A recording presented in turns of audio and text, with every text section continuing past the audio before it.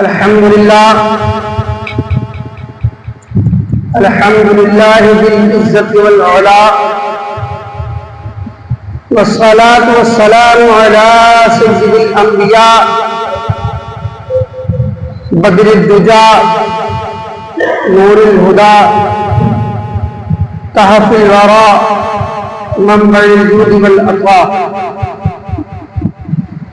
وعلى آله وأصحابه المقتدى أما بعد فأعوذ بالله من الشيطان الرجيم بسم الله الرحمن الرحيم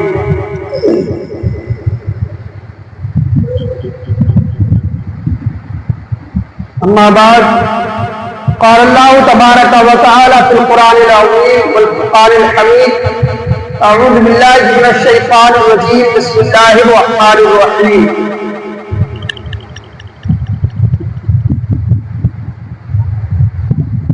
إن أولياؤه إلا المتقون صدق الله مولانا العظيم وبلغنا رسوله النبي الأمين الكريم ونحن على ذلك لمن الشاهدين والشاكرين والحمد لله رب العالمين.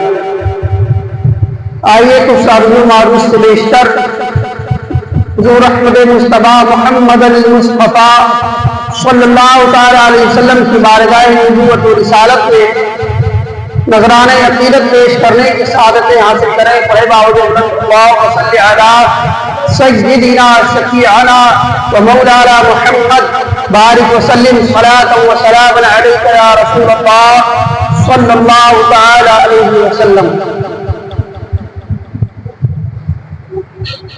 غوث اعظم بمنی دے سرسامہ مد دے قبلہ دی مد دے کعبہ ایمہ مد دے قادریم نعرے یا غوث اعظم نی زنم دمدہ شیخ احمد رضا قطب عالم نی زنم حکم نافذ تیرا خامہ تیرا سیف تیری دم میں جو چاہے کرے دور ہے شاہ تیرا قادرہ قدرت اداری ہر کے خواہی یا تمہیں زندہ را بیجا تمہیں وہ مردہ را جانے بھی.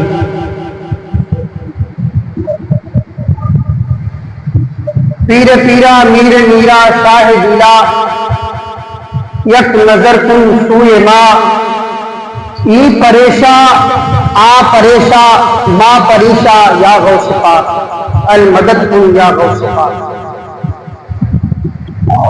عزیزان ملت اسلامیہ، گزشتہ جمعہ میں پیر پیرا میر میرا شاہ جیلا سیدنا غوث اعظم رضی اللہ تعالیٰ عنہ کے متعلق آپ کی زندگی اور زندگی کے حالات، آپ کی بچپن کی کچھ عادتیں جن کے بارے میں ہم نے آپ کے سامنے بیان کیا تھا. سلسلہ دراز ہے. عزیزان ملت اسلامیہ،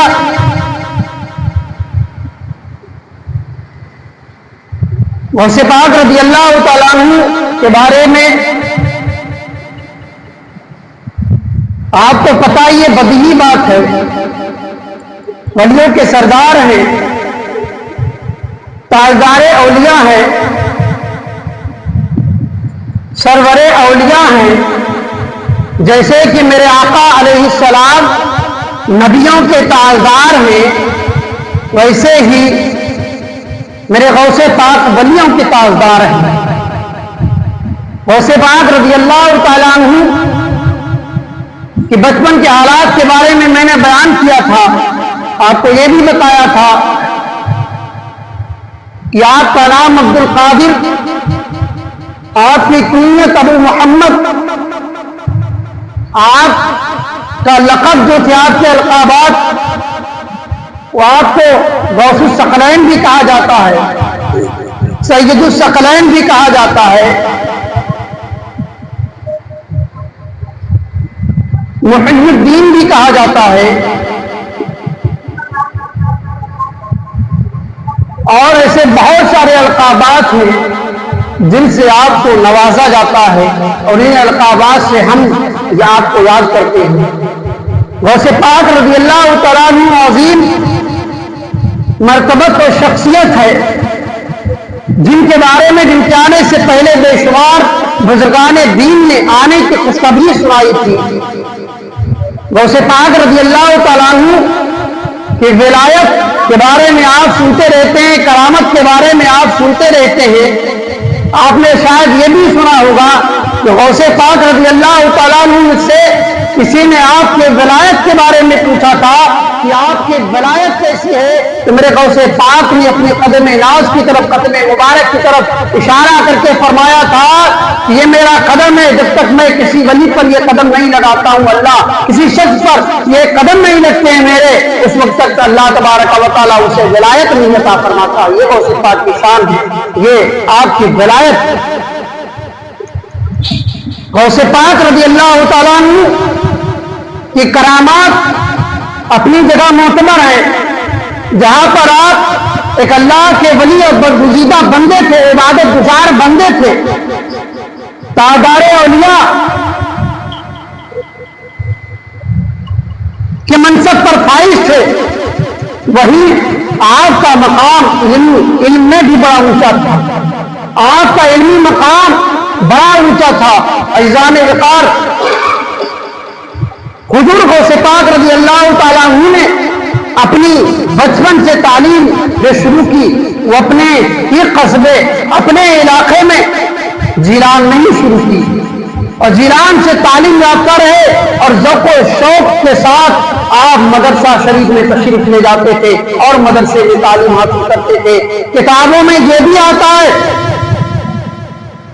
کہ حضور غوث پاک رضی اللہ تعالیٰ عنہ جب اپنے گھر سے مدرسے کے لیے نکلتے تھے تو آپ کے ساتھ رجال الغیب کے لوگ بھی ساتھ ہوتے تھے، آپ کے ساتھ ہوتے تھے، اور جب آپ مدرسے میں پہنچ جاتے، جب درسگاہ میں بیٹھنے لگتے تو آپ کے بارے میں یہ بھی آتا ہے کہ وہ لوگ جو آپ کے ساتھ ہوتے تھے، رجال الغیب کے لوگ جو آپ کے ساتھ ہوتے تھے، وہ کہتے تھے اللہ کے ولی کو دکھا دو۔ یہ بچپن کا عالم۔ تو غوث پاک رضی اللہ تعالیٰ عنہ کی ولی مادر ذات ولی تھے، اپنی والدہ کے شکم مادر سے ہی ولی تھے۔ عزیزان ملت اسلامیہ، تو غوث پاک رضی اللہ تعالیٰ جب مدرسے میں تشریف لے جاتے تو آپ کے ساتھ جو لوگ ہوتے وہ کہتے اللہ کے ولی کو دکھا دو۔ بہرحال آپ نے وہاں پر تعلیم حاصل کی، تقریباً آپ نے 18 سال تک وہی تعلیم حاصل کی،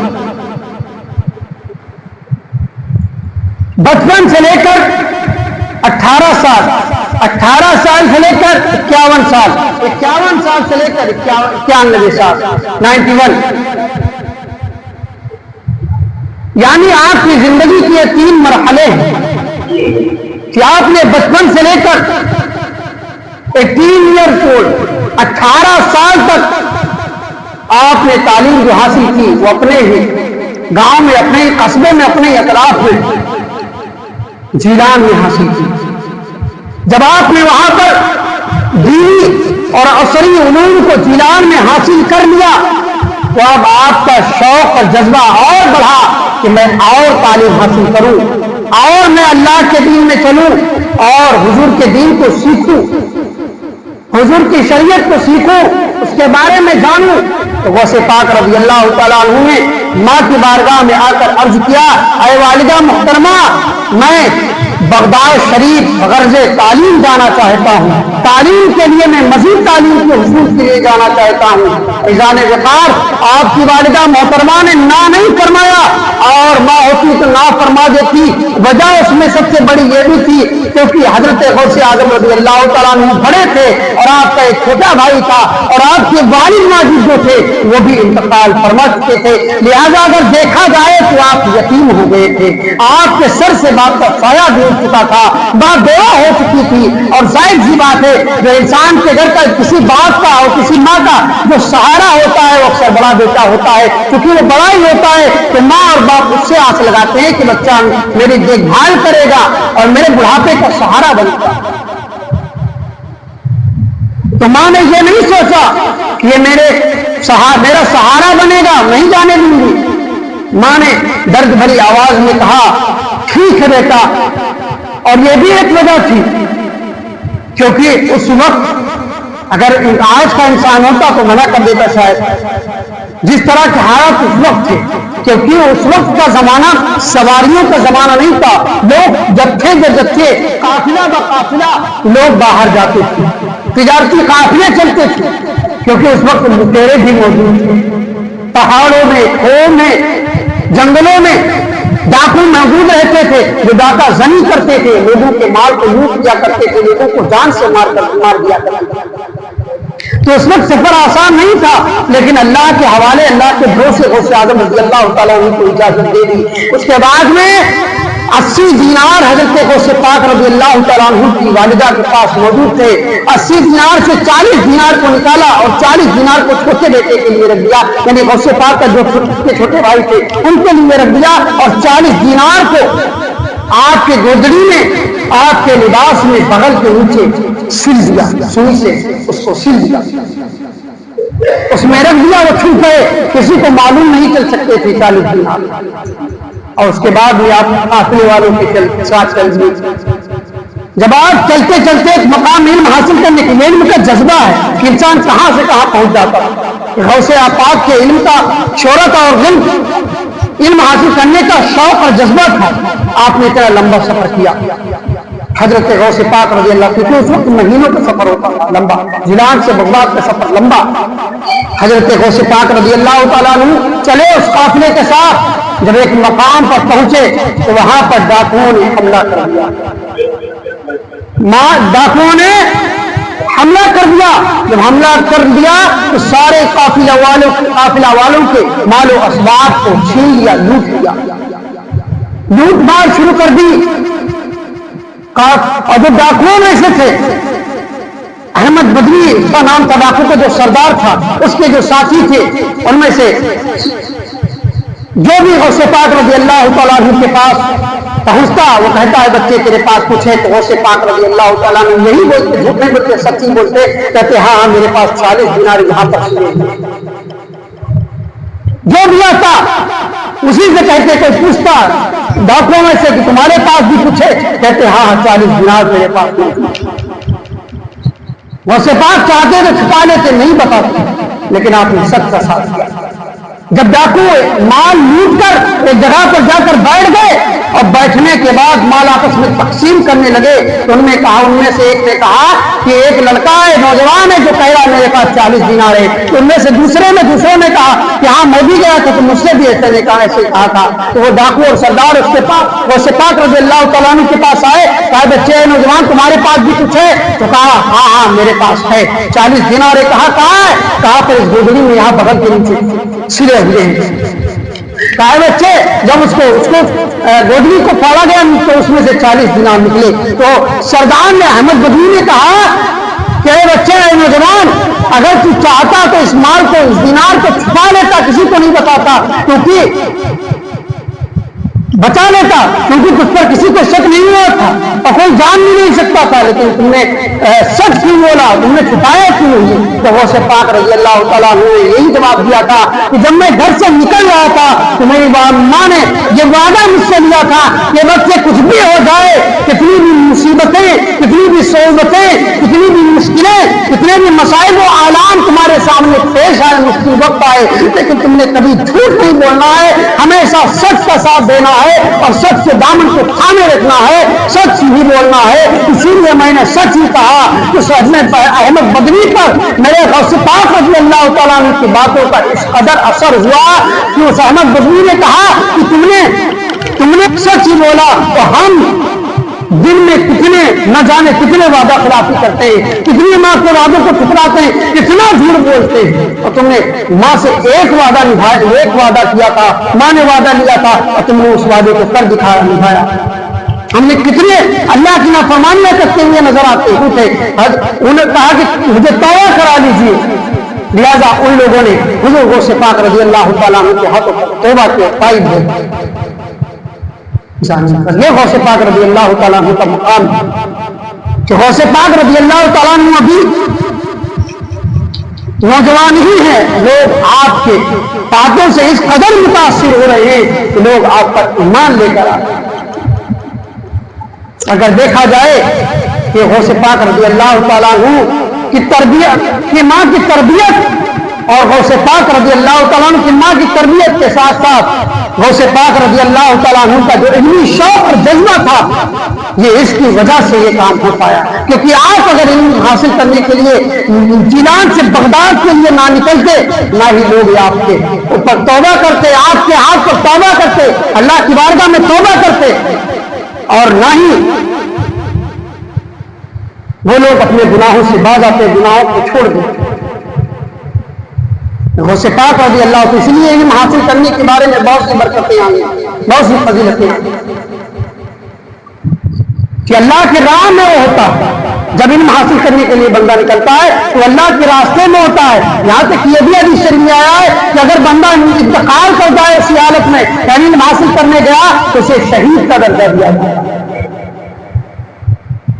لہٰذا غوث پاک رضی اللہ تعالیٰ عنہ بغداد پہنچے. آپ کے بچپن سے لے کر 18 سال کی عمر تک آپ نے اپنی یہاں جیلان میں ہی تعلیم حاصل کی. 18 سال کے بعد آپ وہاں سے چلے, 18 سال سے لے کر 51 سال تک آپ نے اور تعلیم حاصل کی, مجاہدے کیے.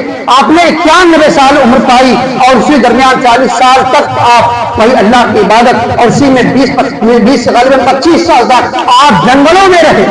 بسا اوقات آپ کے پاس جو بھی دینار درہم ہوتے آپ کی ماں سونا چاندی اگر 2-4 بار آپ کے پاس بھیجا وہ بھی آپ نے صدقہ کر دیا. اپنے پاس کچھ نہیں رکھتے, سب صدقہ کچھ نہیں رکھتے تو صدقہ کر دیا. بعض اوقات یہ بھی روایت میں آیا ہے آپ نے گھاس کا کر آپ نے جنگل میں پانی پر گزارا کیا, بھوکے رہے, اپنے نفس کو روکے رکھا, مجاہدات کیے, ریاضات کیے. اور آپ نے علم میں اتنا بڑا مقام میں مشکلیں جھیلنے کے بعد اتنا بڑا مقام حاصل کیا کہ اپنے وقت میں بڑے بڑے بغداد میں عالم تھے لیکن اپنے وقت کے روزگار عالم دین بن کر نکلے. اور غوث پاک رضی اللہ تعالیٰ عنہ کی تعلیم مکمل ہونے کے بعد یہ بھی کتابوں میں آتا ہے کہ غوث پاک رضی اللہ تعالیٰ عنہ اپنے دور کے علماء میں سب سے ممتاز عالم دین تھے. اور صرف عالم دین ہی نہیں کہ مفتی بھی تھے, فقیہ بھی تھے, محدث بھی تھے, مفکر بھی تھے, ہر کچھ غوث اعظم رضی اللہ تعالیٰ عنہ تھے. آپ فتوے بھی لکھتے تھے, فتویٰ نویسی بھی کرتے تھے, دین کی باتیں بھی بتاتے تھے, لوگوں کو دین کی طرف بلاتے بھی تھے, دین کی تبلیغ بھی کرتے تھے. غوث پاک کی تقریر کا اثر یہ ہوتا تھا کہ آپ کے مجمع میں کم از کم 70 انشاءاللہ زندگی سلامت بیان ہوگا 70 ہزار کا مجمع ہوتا تھا اس زمانے میں. 70 ہزار کا مجمع, اور کوئی بھی ایسی مجلس اور آپ کی محفل نہیں ہوتی تھی کہ 1-2 لاش مجلس سے نہ ہوتی. یہ نہیں کہ انہیں کوئی مار دیتا تھا. لوگ حضور کا بیان سن کر اس قدر متاثر اور اس قدر نکت طاری ہوتی تھی اور زیادہ الہی میں مشغول ہوتے تھے کہ لوگ مر جاتے تھے بعض اوقات, اور بعض اوقات اپنے کپڑوں کو پھاڑ لیتے. یہ آپ کی تقریر کا عالم ہے. یہ بارگاہ نبوی سے ادا ہوا, یہ حضور کی بارگاہ سے آپ کو عطا ہوا, اللہ کے فضل سے آپ کو عطا ہوا. تو غوث پاک رضی اللہ تعالیٰ عنہ جہاں پر ایک ولی کے ولی کامل تھے, غوث تھے, ولیوں کے سردار تھے, وہی دیکھا جائے تو علم میں بھی آپ ایک تائے روزگار اور تاجدار تھے. علم میں بھی بہت بڑا مقام ہے. لوگ صرف ولی آپ کو جانتے ہیں, آپ ولی تو تھے ہی, آپ عالم تھے. کیونکہ اللہ کا فرمان میں نے قرآن عظیم کی ایک آیت شریفہ پڑھی کہ اللہ خود انصاف فرماتا ہے ان اولیاءہ الا المتقون. اور یہ بھی آتا ہے کہ اللہ کے ولی متقی ہی ہوتے ہیں. دوسری چیز علماء بیان فرماتے ہیں اسی قسم میں کہ کوئی بھی جو بھی ولی ہوگا اس کا عالم ہونا سب سے پہلے ضروری ہے, وہ بغیر علم کے ولی نہیں ہوتا. اب میں بتاؤں آپ کو اس میں یہ بھی آتا ہے کہ چاہے کہ وہ اپنی محنت سے علم حاصل کرے, چاہے کہ اللہ تبارک و تعالیٰ اپنے فضل سے حضور کے سطح میں علم عطا. یعنی وہ عالم ہی ہے. لہٰذا ان باتوں پر عمل کرے، اپنے بچوں کو دین کی تعلیم کی طرف لائے، شوق دلائے، دین تعلیم دلائے، انشاءاللہ پھر زندگی سلامت رہی. گفتگو آگے ہوگی. اللہ کی بارگاہ میں دعا کرتا ہوں اللہ عمل کو توفیق عطا فرمائے، جو غلطیاں ان سے معاف فرمائے. استغفر اللہ رب العالمین. السلام علیکم.